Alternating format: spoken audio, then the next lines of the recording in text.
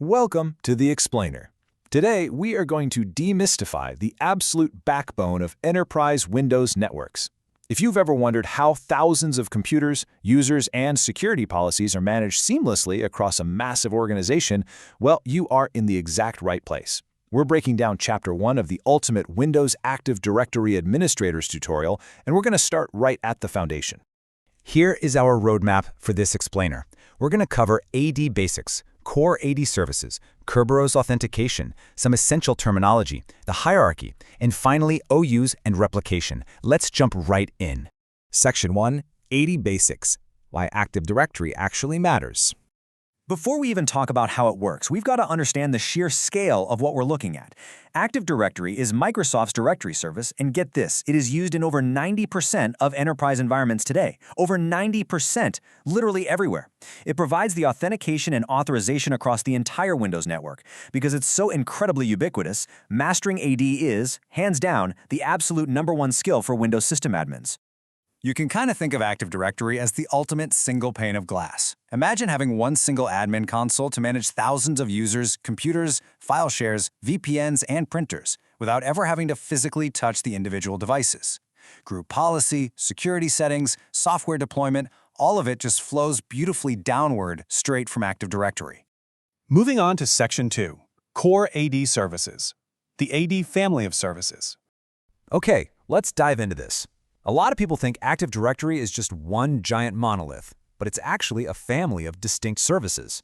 When most folks say Active Directory, what they are really talking about is that very first one, ADDS, or Domain Services. That's your main central role handling all the authentication, authorization, and storing the actual directory itself. But, the family includes other stuff too.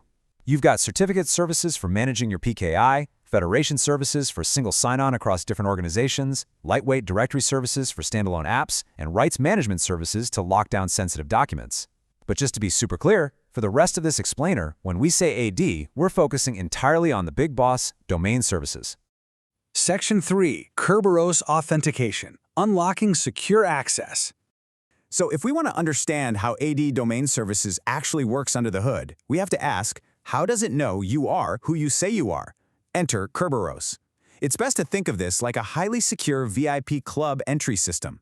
Step 1, the user logs in at their workstation, but, and this is totally crucial, their actual password is never ever sent over the network. Instead, Step 2, the workstation contacts the domain controller.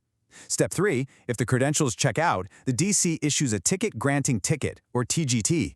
This VIP pass is usually valid for about 10 hours. Then, in Step 4, whenever the user wants to access a file share or a printer, they show that TGT to request a specific service ticket. Finally, in Step 5, they present that service ticket to the target server to gain access. The password stays put, only the tickets do the traveling. Now, what's really interesting about this slide is how the Kerberos ticketing system provides a massive security upgrade over the old legacy protocol, NTLM. See, NTLM used this basic challenge and response mechanism, but it completely lacked mutual authentication. That basically means the client couldn't really verify the server's identity. Kerberos fixes that by introducing mutual authentication, which seriously locks down the network because both the client and the server have to prove who they are. The source material is very clear on this. You should be disabling NTLM wherever you possibly can. Section 4, Terminology, your essential Active Directory vocabulary. If we're going to map out AD's architecture, we really need to make sure we're speaking the exact same language. First up is the domain controller, or DC. Guys, this is literally the beating heart of your entire network operation. It's the server running AD domain services that actively authenticates your users and physically stores that directory database. To put it simply, if you don't have a functional DC, nobody is logging in. Period. Next is LDAP. Simply put, this is just a query language that's spoken to read and write to the directory. When an application needs to ask Active Directory for a user's email address or what department they're in, it uses LDAP to make that request. Then we have the Global Catalog. Imagine this as the giant master index of your entire organization. It's a partial replica of all the objects in the whole forest. It exists so that if you need to search for a user or a printer that lives in a completely different domain than yours, you can find them really quickly without having to query every single domain controller directly. And finally, the schema. You can think of the schema as the ultimate blueprint, or the DNA of your environment. It strictly defines the object classes, like a user, a computer, or a group, and it lays out the specific attributes those objects are allowed to have, like a first name or an employee ID number. Section 5. The hierarchy. Forests, trees, and domains. Okay, let's zoom out for a second and look at the macro structure of AD. And this brilliantly illustrates it using a geopolitical metaphor.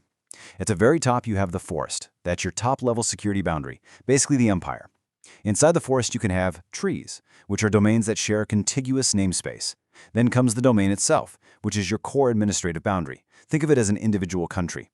Inside that country, you organize things into OUs, or organizational units, which are essentially your individual cities. And finally, living inside those cities are the objects. These are the leaf-level actual resources, your individual citizens, like user accounts and printers. But how do these different boundaries actually talk to each other?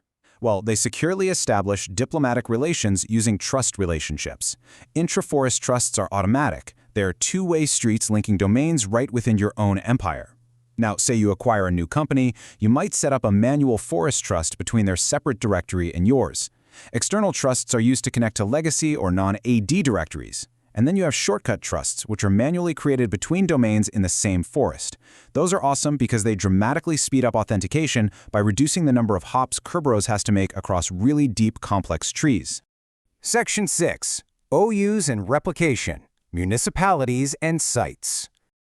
Let's zoom back in from that macro structure down to how Active Directory maps to your physical offices in the real world.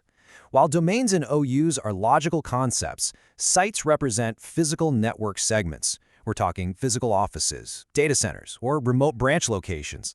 These are connected by site links, which allow AD to optimize network traffic.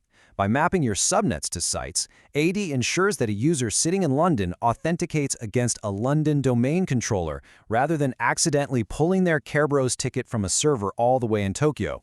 Let's move to and see how this builds, because this physical site layout dictates exactly how Active Directory handles replication. Because you have multiple domain controllers, they have to keep their databases perfectly synchronized. First, you have intra-site replication, meaning between DCs sitting right next to each other in the same superfast LAN. That triggers lightning fast, every 15 seconds, with no data compression. But then you have inter-site replication. That's happening across slower or more expensive WAN links between different physical sites. That one is carefully scheduled, defaulting to 180 minutes, and the data is heavily compressed to save your bandwidth.